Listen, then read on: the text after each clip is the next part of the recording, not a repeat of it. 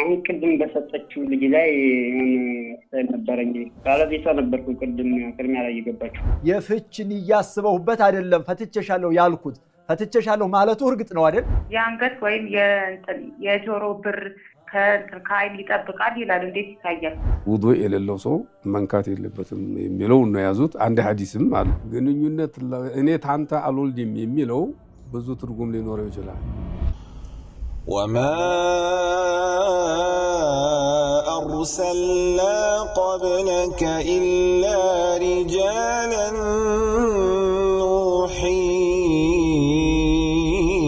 إليهم فاسألوا أهل الذكر إن كنتم لا تعلمون بسم الله الرحمن الرحيم الحمد لله رب العالمين والصلاة والسلام على أشرف الأنبياء والمرسلين وعلى آله وصحبه أجمعين أما بعد فالسلام عليكم ورحمة الله وبركاته يتكبراتنا يتودداتشو هي الفتاوى بروغرام تكتاتايوش زارم اندتلمدو كتالاقو شيخاتشين كشيخ محمد حسن فضلوغا إن شاء الله كنانت يميمتو ጥያቄዎችን መልስ ለመስጠት እዚህ ተገኝተናል በዱንያችሁም በዲናችሁም ጉዳይ የከበዳችሁን ያሳሰበ ያስጨነቀ ጉዳይ በሙሉ መፍትሄ ከሼኽ በቁርአን በሐዲስ እንዲሁም በዑለሞቹ አቅዋል ከአኢማዎቹ ፊቅህ እያጣመሩ እያጣቀሱ መልስ ይሰጧችኋል እናንተ ለመጠየቅ እንዳትሰስቱ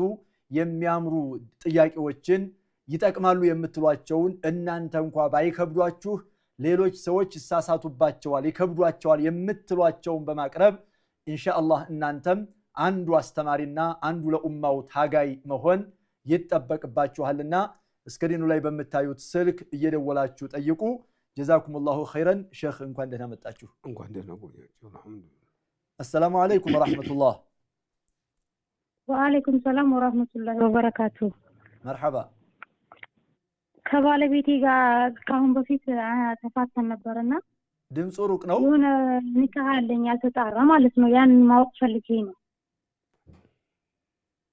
እኔና ባለቤቴ ብቻችንን ሆነን በሆነ ጉዳይ ተጣላንና እንዲፈታኝ በጣም መጥፎ ቃላት ተጠቀምኩ ማለት ነው ድምጽ ሩቅ ነው ምናምን አለ ድምጽ ሩቅ ነው ድምጽሽን ትንሽ መርሃባ እኔና ባለቤቴ ብቻችንን ቁጭ ብለን ማለት ነው እሺ እንዲፈታኝ በጣም መጥፎ ቃላት ተጠቀምኩኝ በቃ ለገንዘቤ ብለህ አንተ እኔ ጋር የምንኖረው ለምንድነው ማትፈታኝ ምናምን አልኩት እሺ ከዛ እሱም ስሜታዊ ሆኖ ቆይ ምንድነው የምትፈልጊው ሲለኝ እኔ እንድትፈታኝ ብቻ ነው የምፈልገው አንተ ያዚን ሲሉ አትይዝ ልቀቀኝ ሲሉ አትለቅ ምናምን አልኩት ከዛ ፈታሁሽ የሚል ቃል ካፉ ወጣ ማለት ነው እሺ ከዛ እኔ ብቻ ነኝ ግን ያለው ሌላ አንተ ሸሂድ ምናምን የለም ኧረ አንተ እየፈታኸኝ ነው አሁን እኮ ፈታኸኝ ስለው ፈታሁሽ በቃ ይሄን አይደል የምትፈልጊው አለኝ ከዛ እሺ በቃ እኔም ተቀብያለሁኝ ብዬ ዝም አልኩኝ እንደገና ሌላ ቀን መልሶ አልፈታኋትም እኔ ከልቤ አይደለም አለኝ ማለት ነው አልፈታኋትም እኔ አልፈታሁሽም ከልቤ አይደለም ያልኩት ስላናደድሽኝ ብቻ ነው ይሄን ቃላት የተጠቀምኩት አለኝ እሺ እና ይሄን ኒካህ እንዴት ይታያል ከዛ በኋላ ግንኙነት ምናምን አደረጋችሁ ከዛ በኋላ ይሄን ካለ በኋላ አዎ አደረግን እንደገና ሌላ ይሄ የመጀመሪያችን ነበረ ከዛ ሌላ ጊዜ ደግሞ ሽማግሌ ፊት ሁለቴ ተፋተናል ማለት ነው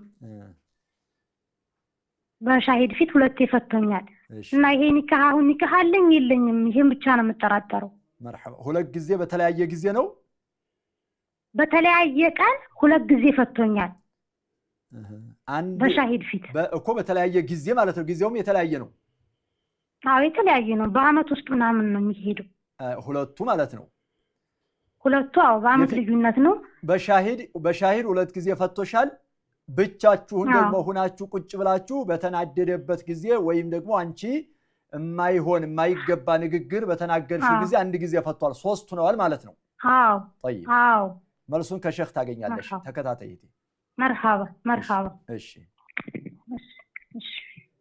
እንግዲህ የመጀመሪያ ጥያቄያችን በጦላቅ ጀምራናለች አብዛኛው ጥያቄ ያው እንግዲህ ሴቶቹ ላይ ያለው እንትን ይሄ ነውና እንደው ሰምታችኋታል سمجل بسم الله الرحمن الرحيم الحمد لله رب العالمين والصلاة والسلام على أشرف الأنبياء والمرسلين وعلى آله وصحبه والتابعين لهم بإحسان إلى يوم الدين አሁን ጥያቄውን እንደሰማነው እንግዲህ 3 ጊዜ ፈቷታል ሰውየው የመጀመሪያው በሻሂድ ምስክር ያደረገ 2 ጊዜ በተለያየ ጊዜ ፈቶኛል ነው የምትለው ያ 2 መሆኑ እርግጥ 2 ፍች ይባላል አሁን ሶስተኛው ላይ ሶሪህ ከሆነ በግልጽ ፈትቼሻለሁ ብሎ ከተናገረ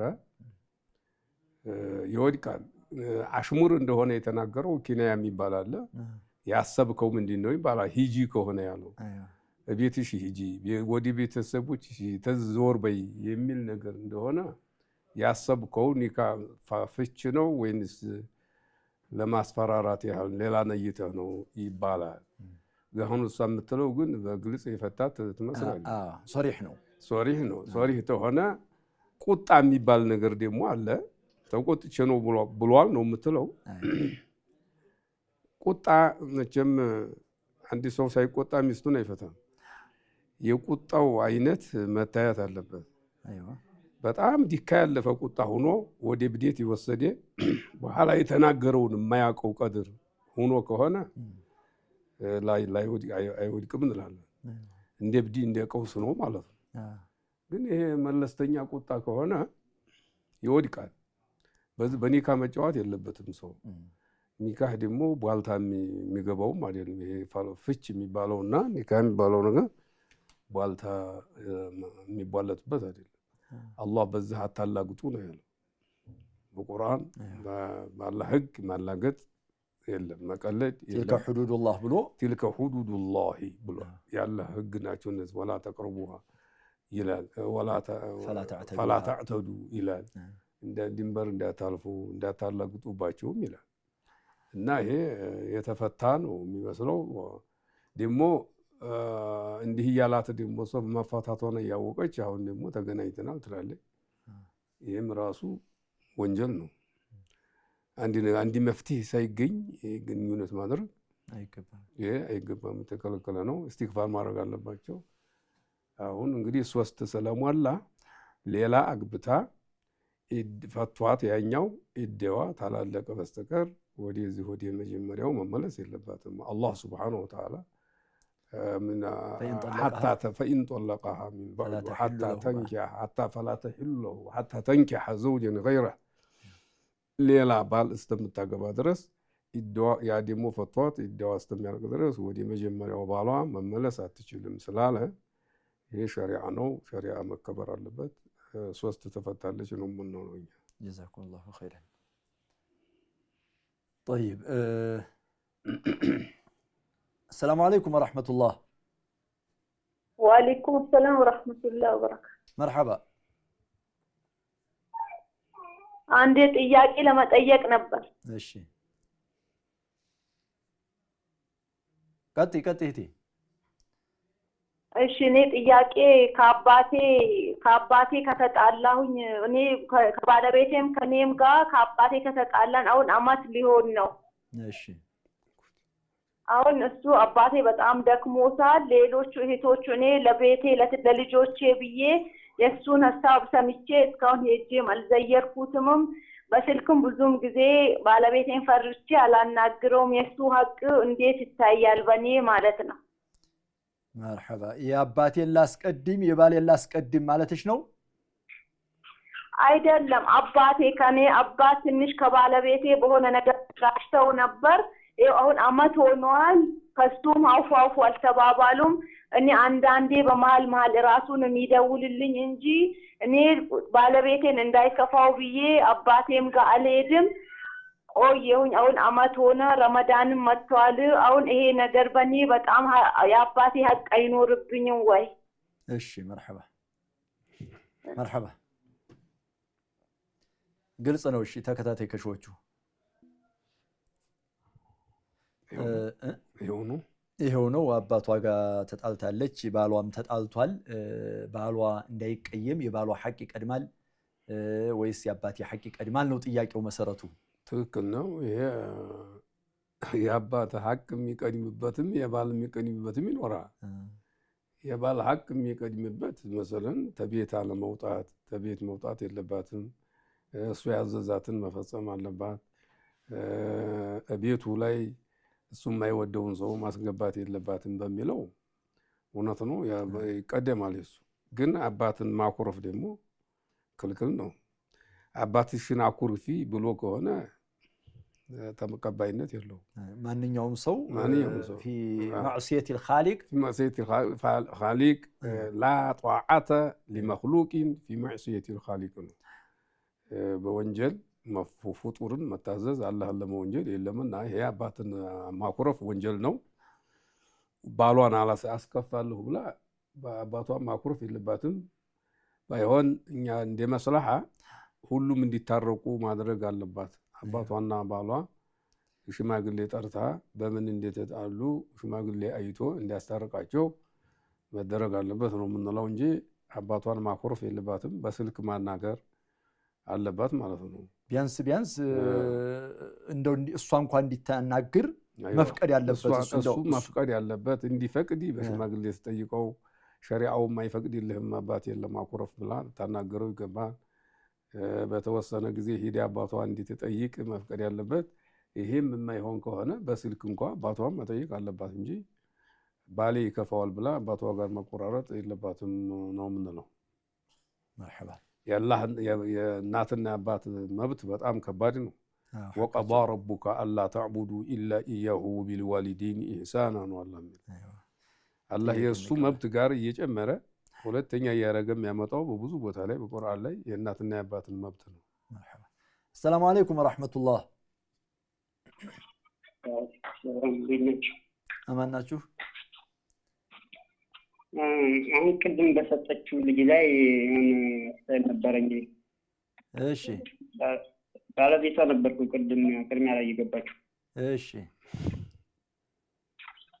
እና ካም በፊት እንደዚህ አሁን ያለችው ማለት ነው እኔ አሁን ከልብ ያን ጊዜ እንደዛ ስንባባል ለጠየቀችኝና የሆነ ነገር ስትለኝ ነበር ካጠገቧ ምትለኝን ነገር ላለመስማት ነበር በቃ ፈታውሽ ብዬ ለመውጣት የፈለኩት ማለት ነው ለምን ማፈታኝ ምናምን እያለኝ ስትለኝ እሺ ቀጥሉ እና ከልብ ያልነበረም እንዴት ሊሆን ይችላል የሚለው ለመስማት ፈልጌ مرحبا የመጀመሪያውን አምነዋል ያ ሁለቱንማ አምን ያለውኝ ግን ይሄ አሁን መስያ ተናገረችው ነው ያላመው የመጀመሪያው አልታመነም አላመንኩም ይሄ እሷ ያለችውን እንደዚህ ፈተኛኝ ምን እኔ ከልብ አላልኩም ከልብ አይደለም ያለው እኮ በምላስ ተብሏል አይደለ በምላሱ ተናግረውታል ብለውታል ግን በውስጥ አይደለም በቃ የሷን ንግግር እንትን ለማለት ለመመለስ እንጂ እሷ ሌላ ነገር እንዳትናገር መጥፎ ነገር እንዳታሰማው አስበው እንጂ የፍችን ያስበውበት አይደለም ፈትቸሻለሁ ያልኩት ፈትቸሻለሁ ማለቱ እርግጥ ነው አይደል እኔ እንብዬ ለምን እንደዚህ ማታደርገኝ ምናምን ለምን እንደዚህ ትለኛለህ ለምን አፈታኝ ምናምን ዛም ሲል ለምን እንደዚህ ትኛለሽ ምናምን ብዙ ጊዜ እንደዚህ ሲሰማሻለሁ ምናምን ስላት አዎ እንደዚህ ፈታይ ነው የምፈልገው ቆይ እንደዚህ መታረቅ ያለ እንደዚህ ተነሳራ እንዲሰላም ሲሆን ለምን ፈታይ ትኛለሽ ስንጣላ ምናምን እንደዚህ በቀን ተጫዋታ የተነሳ ከዛ እኔ እንደዚህ በቃ ለምን እንደዚህ ማስለኝ ምናምን በአንድ ፈትቼሻለሁ እንደዚህ ፈትቼሻለሁ አላውቅም በቃ አስተብየዝ ወጣው طيب እንትኑ ጥያቄው ተመልሶልኛል ተገይቷል ፈትቼሻለሁ የሚለው ቃል ከአንደበቱ መውጣቱ ብቻ ነው ሸሪዓው ጋር እዚህ አሁን ለጥያቄው ለሸኾቹ መልስ የሚያግዛቸውና በውስጡ መነየቱ አለመነየቱ ያ ይታያል ደግሞ ሼኽ ያዩልሃል ግን በምላሱ መናገሩ ነው ለምን ፈትዋው ላይ የሚለያዩ ነጥቦች ስላሉ በምላስ መናገር አለመናገር ወይ ደግሞ ኪናያ ነው ግልጽ ነው የሚሉ ነገሮች ስላሉ ፊቅሁ ላይ እነዛን ለመረዳት ፈልገን ነው مرحبا እሺ መልሱን ታገኛለህ مرحبا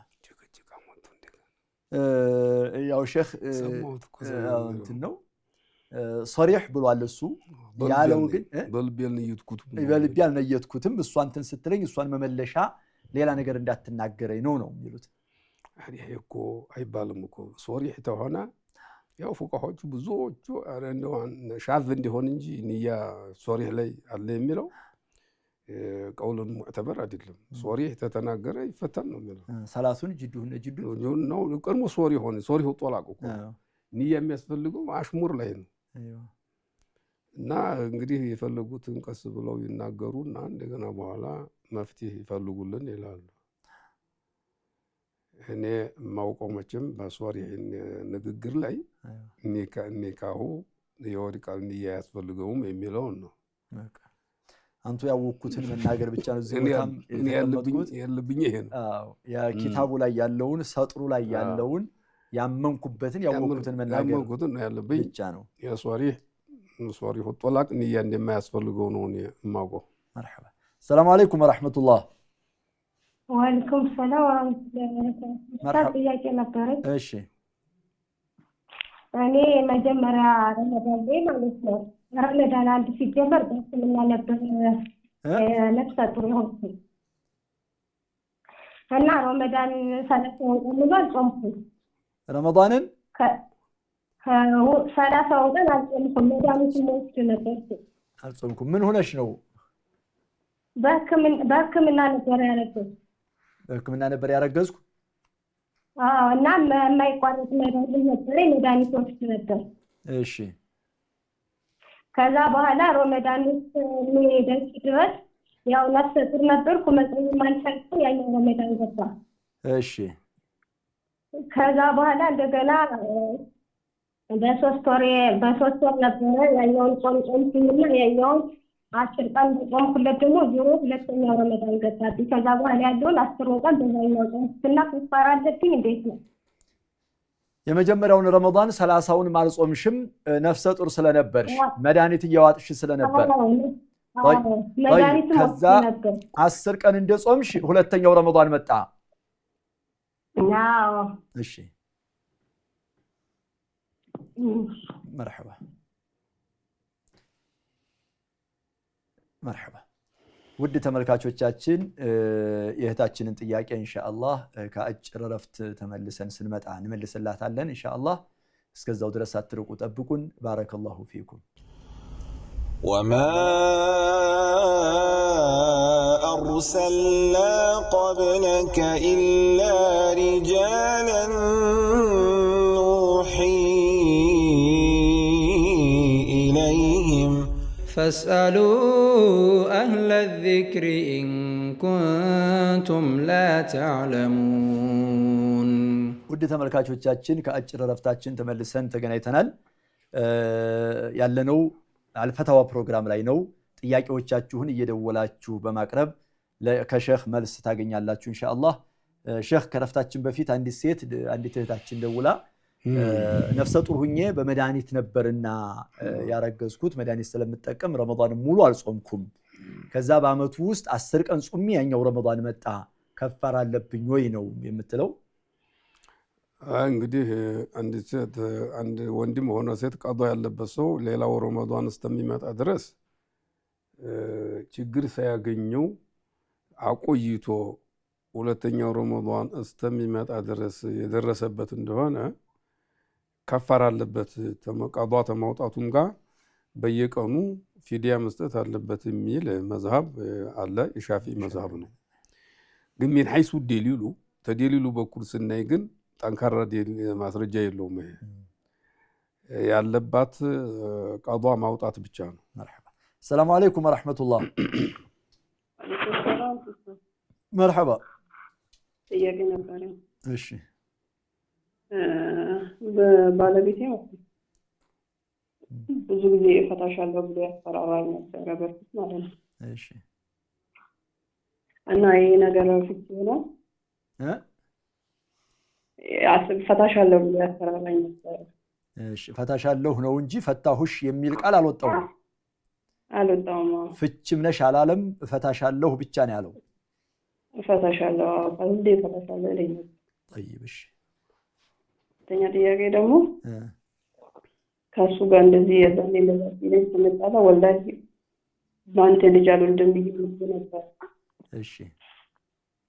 እና ይሄ ነገር ወድጃለሁ እንደዛ በኋላ እሺ እና ይሄ ነገር ከፈራ ያለብኛል።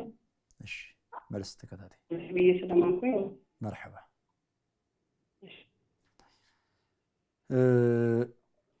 እና ረመዳኑ ኢንሻአላህ ያለባት አልቀውሉ ራጂህ ረመዳኑ መጾም ብቻ ቀዷ ብቻ ነው ያለባት።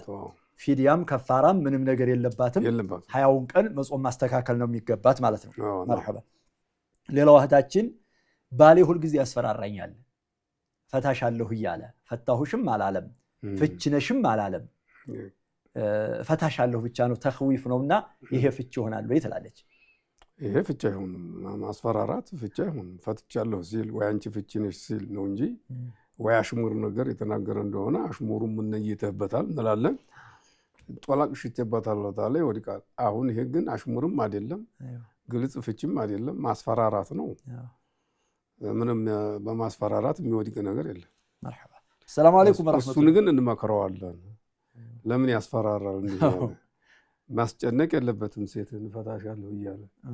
ሴቶች መብት አላቸው ባላቸው ላይ ደህና አድርጎ ማየ ወአሽሩሁነ ቢልማዕሩፍ ነው አላህ ያለው። በመልካም አስተዳድሯቸው ተኗኗሯቸው ነው ያለው።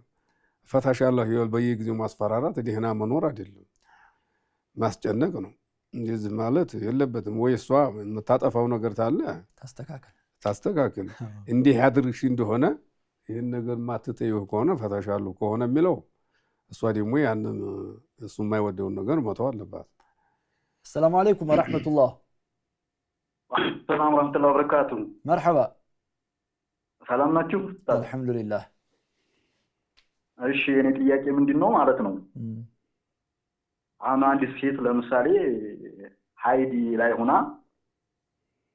ሃይዲ ከጨረሰች በኋላ ከመታጠቧ በፊት ግንኙነት ማድረግ ከሸሪዓ አንፃር እንዴት ይታያል? ወይስ ታጥባ ነው ግንኙነት ማድረግ ያለብን ማለት ነው? እሺ አንደኛው ማለት ነው የመጀመሪያው ጥያቄ ይሄ ነው። እሺ ሁለተኛው ጥያቄ ደግሞ ባለቤቴ እህት ነበረቻትና ማለት ነው እህቷ በፊት በልጅነቷ ወጣ አዲስ አበባ እዛ ክርስት አለቻትና ነን ሙስሊም ናት ማለት ካፊር ናት ማለት ነው። እሺ አሁን ካፊር ሆና ያለችው ባህሪን ነው ያው የኛን እስልምና እንድትቀበል በተለያየ መንገድ ያው እስካሁንም ስንሰጣት ሐቁን ተቀበይያን በተለያየ መንገድ ቪዲዮም እየላክንላት ኢስላሚክ ቻናል ለምሳሌ አንዳንድ ኡስታዞችን እንደምንሰለምኩ የሚለውን ነገር እየላክንላት ነበረ። አሁን በመጨረሻ ያው አግብቼ እመጣለሁኝ አግብቼ እመጣለሁ የምትለው ሰው አስተዋውቃለሁ አግብቼ ነው የምመጣውን ብላለችና ሰውየው አሁንም በዛው በክፍረቷ ቀጥላ ካፊር ነው ሰውየው ያገባችው ማለት ነው። ቤተሰብ ደግሞ አሁን ብቻሽን ነይ ቶሎ የምንመካከረው ነገር አለ። አሁን ሰውየውን ይዘሽ መምጣት የለብሽም እኛ ጋር ዲስከስ አድርገን ከዛ በኋላ የሚሆነውን ይሆናል። ቤተሰብ ደግሞ መክሮ ምንድነው የሚለው እኛ ይሄን እንላታለን የማትቀበል ከሆነ ልጃችን አይደለሽም እንላታለን እንክሪያታለን እና ልጅን መካዲ ከሸሪዓ አንፃር እንዴት ይታያል? ሌሎች አማራጮች አሉ ወይ የሚለውን ጥያቄ ለመጠየቅ ነው። መርሐባ ሰላም አለይኩም። ወአለይኩም ሰላም ወራህመቱላህ። طيب እና እንግዲህ በፍች ማስፈራራት አይፈቀድም አይሆንም ጥሩ አብራችሁ ኑሯቸው ከሚለው ከቁርአኑ ምክር ጋር አይሄድም የሚለው ነው ለባሌ መከርኩት። ፍች እንደማይሆን ግን ለሷ ተነግሯታል። ሌላ ደግሞ ጥያቄዋ ወላሂ ካንተ አልወልድም ብዬ ምዬ ነበር ከዛ በኋላ ወለድኩኝ ከፋረተል የሚን አለብኝ ወይ ነው የምትለው። ይሄ እንግዲህ ካንተ እኔ አልወልድም የሚለው ግንኙነት አንተ ጋር አላደርግም ማለቷ ከሆነ ግንኙነት በማድረጓ አፈረሰች ያው ከፋረተል የሚን አለበት ማለት ነው። አልወልድም የሚለው ግን በሷ አቅም አይደለም። ይሄ መውለድ የሚባለው ነገር መውለድ ግንኙነትም እያደረጉ ሰበብ ትሆናለች። እሷም ሰበብ ናት እንጂ መቼም ላኩል እሷ ግን ሙራዷ ግንኙነት አላደርግም አንተ ጋር ማለቷ ነው። ግንኙነቱን አድርጋም አለመውለድ በቃ መከላከያዎች አሉ አይደለ? መከላከያ አረጋለሁ ነው።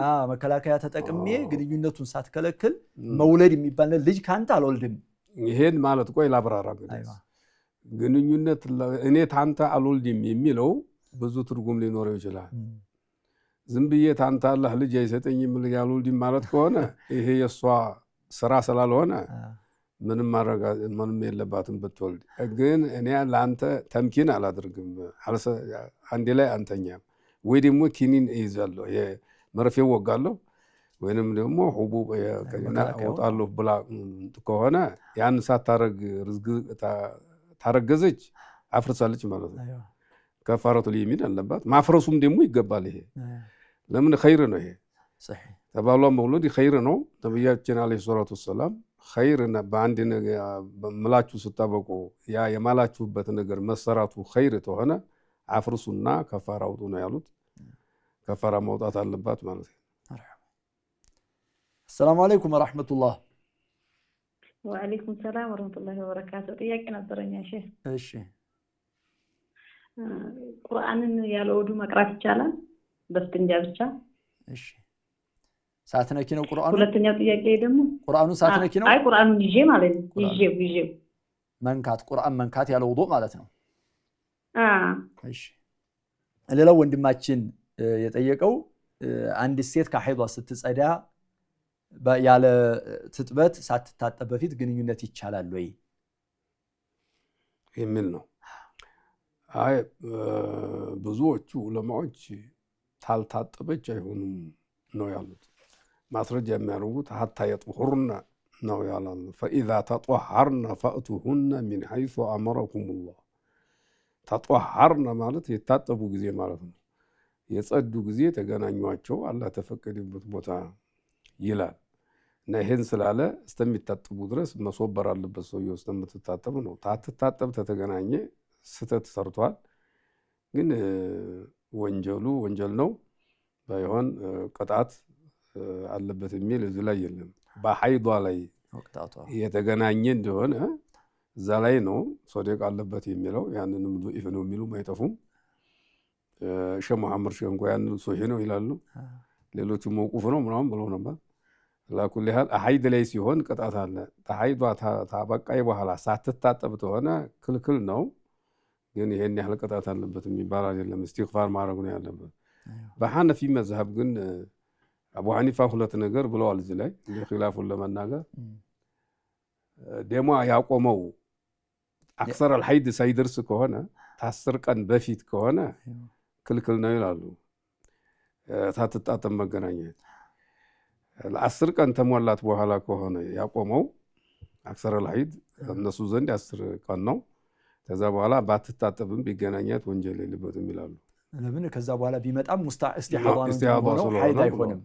አቀሉ ከሆነ ግን ሐይድ ነው ተብሎ ሐይድ ሊመለስ ይችላል ማለት ነው። አይዋ መርሐባ። ሌላው ጥያቄው አንዲት ልጃችን ነበረች የባለቤቴ እህት ናት አለ። ውጭ ሀገር ነው ያለችው።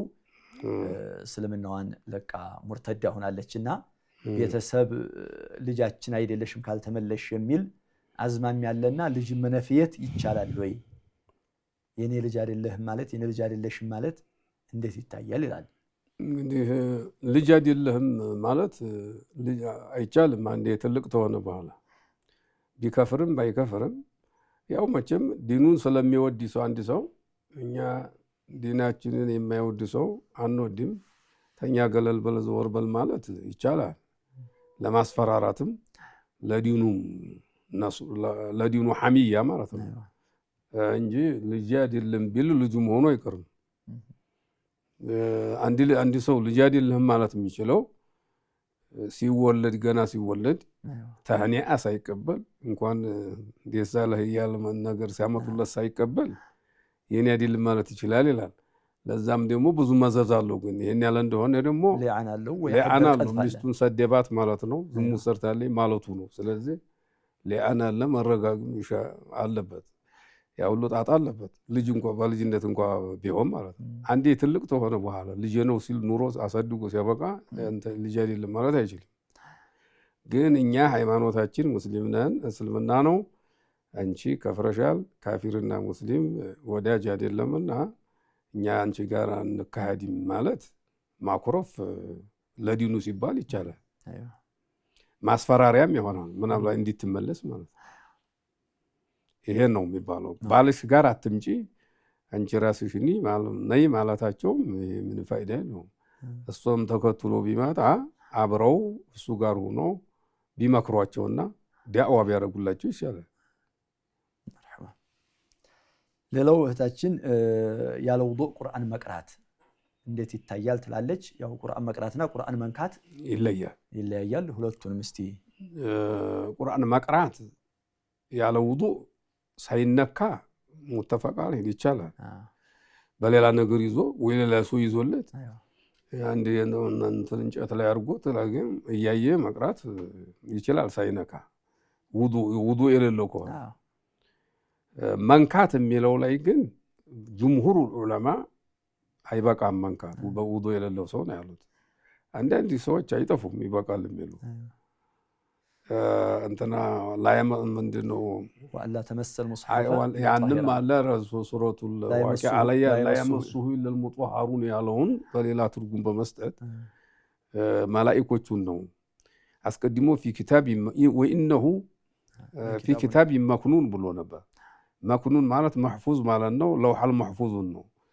አሁን ማለት ዱሚሩ ላ የመሱሁ ያለው ወደ ኪታቡል መክኑን ነው እንጂ ወደዚህ አሁንኛ ወደ ምንቀራው ማለት የሚመለሰው ብለው ደሊል የለውም። ንጹህ ያልሆነ ሰው ቁርአን አይቀራም ለማለት የሚሉ አሉ። ግን ብዙዎቹ ሙዕተበር የሆኑት ሙሐቂቆቹ የሄዱበት ይሄን ቁርአን ነው ሙራዱ። ውዱእ የሌለው ሰው መንካት የለበትም የሚለው ነው ያዙት። አንድ ሐዲስም አለ። ያው ቅድም ሞከር የነካሁት ሐዲስ አለ። ነብያችን የላኩት ሰው ወደ አንድ ሀገር ሲልኩት አላ የመስ ብዙ ነገር ሲመክሩት አላ የመሰል ቁርአን ኢላ ጧሂሩን ብለዋል። ቁርአንን ንጹህ ሰው እንጂ እንዳይነካው የሚል አለ። ይሄ የላኩት ደብዳቤ መሽሁር ነው እና ስለዚህ አይሆንም ነው የምንለው መንካቱ። መርሐባ። ሰላም አለይኩም ወራህመቱላህ። ወአለይኩም ሰላም ወራህመቱላህ ወበረካቱ። ኡስታዝዬ ጥያቄ ነበረኝ። እሺ እንትን መዝሐቦች ማለት ነው አራት መዝሐብ ምናምን ሲባል እንዴት ነው መዝሐብ አሁን ከቁርአንና ከሐዲስ ማዕመቅ የመሽነት ሻፊዒ ምናምን ሲባል ብዙ ጊዜ አልረዳውም እና እንዴት ነው ያ ነገር የሚባለው? እነሱ ከቁርአንና ከሐዲስ ውጭ ያስተምራሉ ማለት ነው ምንድን ነው? መርሐባ ማለት አሁን ሐነፊ ሻፊዒ እንደዚህ طيب እነሱ ከቁርአንና ከሐዲስ ውጭ የራሳቸውን እንትን ብለው ነው ወይስ ምክንያት እንዴት ነው እነሱ ለምን ተለያዩ ነው? ከቁርአንና ከሐዲስ አሁን በአራት መዝሐብ የለም ሲባል እነሱ ታቢዒዎች ናቸው እንትና በሱሐባ ስለሆነ እና እንዴት ነው እነሱ አሁን የሚታየው? እነሱ ከቁርአንና ከሐዲስ ጋር ማመሳከር አለብን እነሱ ነው ቀጥታ እነሱ ያሉትን ላይ ያለብን ሁሉ። መርሐባ አንድ ጥያቄም ይላልጨና ይቻላል። መርሐባ አንድ ሰው ተከትሎ ለመስገድ በምን ሁኔታ ነው አንድ ኢማም አሁን ተከትለን መስገድ የለም? አሁን ሰውየው ሰው ለምሳሌ ስለ ሽርክ የሚያስተምር ከሆነ በራሱ ባንደሎች ማለት ነው ኢማም በቃ የሽርክ እንትን ካለው በቃል በራሱ የሚያስተላልፍ ከሆነ ያንን ከሰማን ሰው ከሰማሁት ተከትያውን ያን ኢማም መስገድ ይችላል ወይስ እንዴት ነው? እሺ ስለ ሽርክ አስተምሮ አሁን ሲያስተምር በሰማው እሺ እንዴት ይታያል? እሺ መዛሂብ አልአርባዓ አራቱ አኢማዎች እንዴት ናቸው? አራቱ አኢማዎች ምንድን ነው የሚል ነው። ልዩነታቸው ምንድን ነው? እነሱን ቀጥታ እንያዝስ ወይስ ቁርአንና ሐዲስን መያዝ አለብን ወይ? እነሱ የሚሉትን መያዝ እንገደዳለን ወይ ይላል። ትክክል ነው። ጥያቄው ጥሩ ነው። አራት መዝሐብ መቼም መሽሁር ስለሆኑ የተጋነኑና የታወቁ ስለሆኑ አራቶቹ ይነሳሉ እንጂ መዝሐብ ብዙ ነው። ከነሱ በፊትም ነበረ። እነሱ እያሉም ሌላ ሰዎች ነበሩ። የነዚህ ስለተጋነነ ነው ሁልጊዜ እነሱን የምናነሳው እንጂ ብዙ አትባዕ ስላገኙ ነው። አትባዕ ያገኙበትም ምክንያት አለው። መንግስቱ በየጊዜው አንዳንድ መንግስት አንድ መዝሐብ ይደግፋል። መንግስት የደገፈው ነገር ቁዋ አለው፣ ኃይል ያገኛል እና ስለዚህ ነው አቡ ሐኒፋም መዝሐብ በአቡ ዩሱፍ ጊዜ አቡ ዩሱፍ የሚባሉ ደረሳ ነበሯቸው። ቃዲል ቁዷት ናቸው እና ሐሩን ረሺድ የሚባሉ ባለስልጣን ነበሩ እና በኑ አባስ በእነሱ ምክንያት ነው ተስፋፋ። ኢማሙ ሻፊዒም በአንድ አካባቢ ላይ እነሱ መዝሐብ የሚደግፍ ባለስልጣኑ የነበሩ በዛ ነው። ኢማሙ አህመድም ቢሆን አሁን የሳዑዲ መንግስቶች እሳቸውን ስለደገፉ ነው። እና አላኩል ያህል እኛ መንግስት ደገፋቸውም አልደገፋቸውም ሰዎቹ ዑለማ ናቸው፣ ይወጣላቸው ዑለማዎች ናቸው። አንዲ እንከን ያላቸው አይደሉም። መከተል ያለብን ግን መመሪያችን መጀመሪያው ቁርአን ነው። በሁለተኛ ደረጃ የነብያችን ሐዲስ ነው። እነሱም መመሪያቸው ቁርአንና ሐዲስ ነው። ቁርአንና ሐዲስ ሁለተኛ ሶስተኛ ደግሞ ኢጅማዕ የሚባል አለ። ኢጅማዕ ማለት በጣም ሊቅ የሆኑ ሰዎች በአንድ ጥያቄ ላይ በአንድ ሁክም ላይ በአንድ ወራት ሲስማሙ ነው። የነሱ ኢጅማዕ ነው እንጂ የሚታየው ደግሞ የጃሂል ኢጅማዕ አይደለም። ሌላ ደግሞ ቅያስ የሚባል ደግሞ አለ። ቅያስ ማለት ባለፈው መስአላ ጥያቄ አዲስ ነገር የመጣ ጊዜ ያን አስመስሎ አገናዝቦ ሁክም መስጠት ቅያስ ይባላል። እነዚህ ሰዎች ከዚህ አራቶቹ የሚወጡ ሰዎች አይደሉም። ቁርአንን የሆን ብለው የሚነቅፉ አይደሉም። ሐዲስን የሚነቅፉ ሰዎች አይደሉም። አንዳንድ ጊዜ ተቁርአን ሲያጡ ተቁርአን ተሐዲስም ያጡ ጊዜ የራሳቸውን ራእይ ይናገራሉ። በዚህ ምክንያት ኺላፍ ይመጣል። መኻለፍ ማለት መጣላት ማለት አይደለም። እኔ አንድ ነገር መሰሌ ብዬ እናገራለሁ ተጠናክሬ ኢጅቲሃድ አድርጌ፣ ሌላው ደግሞ እኔ የሚታየኝ ይሄ ነው ይላል። አሻሚ በሆነ ጊዜ ማለት ነው። መስአላው አሻሚ ሲሆንባቸው ነው እንጂ ዝም ብሎ ሆን ብሎ የሚኻለፉ አይደሉም። የቃላት ትርጉሞችም አለ። መሰለን አውላ መስቱሙ ኒሳ የሚለውን አንዳንዶቹ ጅማዕ ነው አሉ። ባለቤቶቻችሁን የተገናኛችሁ ጊዜ ማለት ነው ብሎ ፈሰሩ። አንዳንዶቹ ደግሞ በእጃችሁ መንካት ነው አሉ። ይሄ የቃላትም አሻሚ ነገር አለ። አንዳንድ ጊዜ ደግሞ ሐዲስ የማይደርሳቸው ዑለማዎች አሉ። ሐዲስ ባልደረሳቸው ጊዜ በራሳቸው ራእይ ይናገራሉ። ሌላው ደግሞ ሐዲስ ይደርሰውና ያን በሐዲሱ ይሰራል። ይሄ ሁሉ አለ። በዚህ ነው የሚናጉት። ይሄ ደግሞ የሚያጣላ አይደለም፣ መስሙሕ ነው። በመርሆ ነገር ላይ በተውሂድ ላይ በጣም ወሳኝ በሆኑት ኡሱል መሰረት በሆኑት ነገር ላይ አልተለያዩ። ፍሩዕ ነገር ላይ ነው የተለያዩት። ቁርአን ልሱ ላለው ሐዲስን ነው ማየት ያለብን፣ በቀጥታ እነሱን መከተል አለብን ለሚለው ቁርአንና ሐዲስን ማገናዘብ የሚችል ሰው መጀመሪያ ቁርአኑና ሐዲስን አገናዝቦ ይሰራል። ግን አንዳንድ ሰው ሙስሊም ነኝ ይልና ተሰለመ በኋላ ምንም የሚያውቀው ነገር የለም። በአንድ አካባቢ ላይ ሐነፊ ሊኖር ይችላል፣ ወይ አንድ አካባቢ ሻፊ ሊሆን ይችላል። ያን መዝሀብ መከተል አለበት እንጂ ሌላ መስራት ቁርአንና ሐዲስ አገናዝቦ መስራት አይችልም። አቅሙ አይችልም። የሚነግረው ታገኘ ግን ቁርአንና ሐዲስ ነው መከተል ያለበት ነው ምንለው። ስለዚህ አልመዛሂብ አልአርበዓ አራቱ መዛሂቦች ከቁርአን ከሐዲስ ከኢጅማዕና ከቂያስ የቀዱት ነው የሚወጡ። ራሳቸው በልብ ወለድ የሚሰሩ ሰዎች አይደሉም። ይሄን ነቅፈው ከመጡ ግን ሐዲሱን መቀበል አይሆና። ይሄን ነቅፈው ተመጡ እነሱ ወንጀል የለባቸውም ሳይደርሳቸው ቀርቶ ነው እንላለን። ዑዝር እንሰጣቸዋለን። ግን የምንሰራው በቁርአንና በሐዲስ ነው እንላለን። መርሐባ። ሌላው አንድ ወንድማችን በመቃብር ላይ ነብዩ አለይሂ ሰላቱ ወሰላም ዘንባባ ቀንዘ እንትን አድርገው ማድረጋቸውን መነሻ በማድረግ እጽዋት አላህን ያወድሳሉ በሚል እኛም በወላጆቻችን መቃብር ላይ ይህን ማድረግ እንችላለን ወይ ይላል። ይሄ ነብያችን አለይሂ ሰላቱ ወሰላም ወህይ ያላቸው በቀብር ውስጥ ያሉት ሰዎች ሲቀጡ ስላዩ ነው ያደረጉት። ያንን የሚቀጡበትን ወንጀል ተናግረዋል። ስለዚህ ያን ስላዩ ነው ያደረጉት። ይሄ በነብዩ ጊዜ ነው እንጂ የተሰራው በራሱ ኻስ ነው። እሳቸው ኻስ ባይሆን ኑሮ በነ ዑመር ጊዜ፣ በአቡበክር ጊዜ፣ በነ ዑስማን ጊዜ እና አሊ ይሰሩት ነበር። ይሄን አልሰሩምና ይሄ እንዳለው ኻሱ ነው የሚሉት። አንዳንድ ሰዎች ግን ኻሱም አይደለና እኛ በሱኡ ዞን እንትና ሊቀጣ ይችላል ብለን በጥርጣሬ ዝም ብለን ብናረግ ግድ የለም የሚሉ አይጠፉም። ብዙዎቹ ግን ሙሐቂቅ ሹራሁል ሐዲስ ሙሐቂቅ የሆኑት እንደዚህ ነው ያሉት።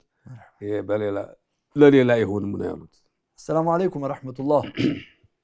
ወአለይኩም ሰላም ወራህመቱላህ። ጥያቄ ያለኝ ሼህ። እሺ። ለሴት ልጆች ማለት ነው የአንገት ወይም የጆሮ ብር ከአይን ይጠብቃል ይላሉ። እንዴት ይታያል? መርሐባ። እሺ። ሁለተኛ ጥያቄ ደግሞ እሺ ውዱ ስናደርግ ግዴታ ቁጭ ብለን ቆመን ጎንበስ ብለን ውዱ ብናደርግ ችግር አለ?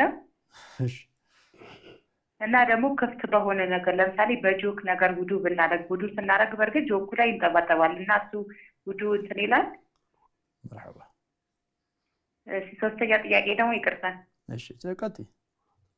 እሺ አራት ሴት እኛ ጋር አራት ሴት ወደ ሽንት ቤት ቢላ ነገር ይዛ መውጣት አለባት። ወደ ሽንት ቤት ገባ ቢላ ወይም ደግሞ ሚስማር አናቷ ላይ እንትን አድርጋ መግባት አለባት ይላሉ። ከጂኒዎች ከምናምን ይጠይቃታል ይላሉ። እና እሱ ሸሪዓው እንዴት ምን ይላል? እሺ እሺ ሰላም አለይኩም። ወአለይኩም ሰላም። طيب እህታችን በዛ ያለ ጥያቄ እንትን ብላለች። የብር ጌጣጌጥ የአንገትም ጌጥ የሆነ የጆሮ ይጠብቃል ከዓይን ናስ ይባላልና ይሄ እውነት ነው ወይ? ከዓይን ናስ ይጠብቃል ወይ?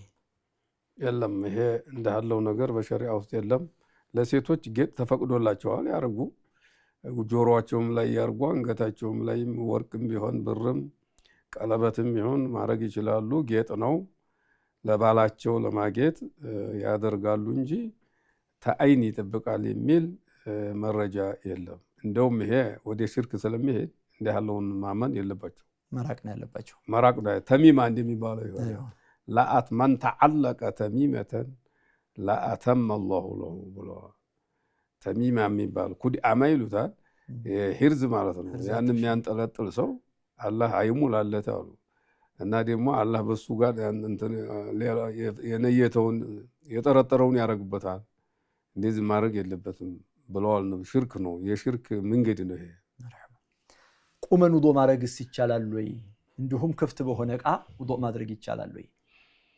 ክፍት በሆነ እቃ ማድረግም ይቻላል። ባይሆን እንዳይንጠበጠብ ቀስ አድርጎ ሙስተዕመል አንዳንድ ዑለማዎች ሙስተዕመልን በጣም የሚያጠብቁ አሉ። እንደ ነጃሳ የሚያው ስላሉ እንደዛ ኺላፍ ለማውጣት ነው እንጂ እኛ ነጃሳ ነው ማንንም በእኛ እምነት ማለት ነው። ግን አንዳንድ ሰዎች ሙስተዕመል ነጃሳ ነው የሚሉ አሉ። እንደ ኢማም አቡ ሐኒፋን ይመስል ማለት ነው። እንዳይንጠበጠብበት ሐነፎች ሻፊዮችም ቢሆን አይወዱትም ነጃሳ ነው እንኳ ባይሉ። ግን ቀስ ብሎ እንዳይንጠበጠብ አድርጎ ማድረግ ይችላል። ገጥሞ ቢያደርግ ግን ተሸክ ይድናል። ይሄ ቁሞ ማድረግ የሚለው ተቻለ ቁሞ ቢያደርግ ምን አለ ባይሆን እንዳይወድቅ እንጂ እንዳይወድቅ ተጠንቅቆ ቁሞ ማድረግም ይቻላል። ሸርዕየን የሚከለክል ነገር የለም። ራሱን ከመጠበቅ አንጻር ነው። ጫማ ነብያችን ያለ ሰላቱ ሰላም ጫማ ስትለብሱ ቁጭ ብላችሁ ልበሱ የሚል አለ። ለምን ይሄም ያሉት ኢርሻድ ነው እንጂ ዲንጋር አኺራ ጋር የተያያዘ ነገር አይደለም። ሰውየው ሊወድቅ ይችላል ቆሞ ጫማ ሲለብስ ማለት ነው። በአንድ እግሩ ሲቆም ሊወድቅ ይችላልና ተሚዋረድ ቁጭ ብሎ ለምን አያደርግም ነው ያሉት። ይሄም ውዱእ ማድረግ በብዛት ከፍ ያለ ነገር ተሆነ ሰውየው ሊወድቅ ይችላል ወይ እግሩንም ሊያመው ይችላል። በዛ አንጻር ነው እንጂ የሚከለክል ነገር የለም። ሌላው እህታችን የጠየቀችው የወለዱ ሴቶች አራት ሴቶች በአንዳንድ አካባቢ ላይ ቢላዋ ነገር ብረት ነገር ይዘው መሄድ አለባቸው ይላሉ። ከጅንም ከምንም ይጠብቃታል። ከደም ዋጋ ስትሆን ጅን ይመታታልና ብረት ነገር ስለታማ ነገር ይዛ ስትሄድ ይጠብቃታል ይላሉ። ይሄ እምነት እንዴት ነው ትላለች። የወር አበባ ጊዜ ነው የመውለድ ጊዜ አራስ የወለድ ንፋስ ላይ ሆና ንፋስ ወሊድ ደም ላይ ሆና ብረት ነገር ይዛ ስትሄድ ተጅን ትጠበቃለችና ይላሉ ነው። ይሄ በሸሪዓ ምንም የለም። ይሄ እንደውም ወደ ሽርክ የሚገፋፋ ነው። አሁን ቅድም እንዳልነው ነው ተሚማ የሚባለውና ይሄ ማንጠልጠል የሚባለው ነገር ጋር ሂርዝ የሚባለው ጋር ይሄዳል። ሽርክ ጋር የሚሄድ ነገር ስለሆነ ይሄን መተው ነው ያለባቸው። ይሄ በሸሪዓ ውስጥ እንዲህ ያለ ነገር የለም። እነዚህ እስካሁን የመጡ ጥያቄዎች ነበሩ። ኢንሻአላህ በሚቀጥለው ሳምንት ደግሞ በተመሳሳይ ኢንሻአላህ እንገናኛለን። ውድ ተመልካቾቻችን አልፈታዋ ፕሮግራማችን የዛሬው ይሄን ይመስል ነበር። በሚቀጥለው እስከምንገናኝ ለዛሬው ዙህ ላይ እንሰናበታችኋለን። والسلام عليكم ورحمة الله وبركاته. وما أرسلنا قبلك إلا رجالا نوحي إليهم فاسألوا أهل الذكر إن كنتم لا تعلمون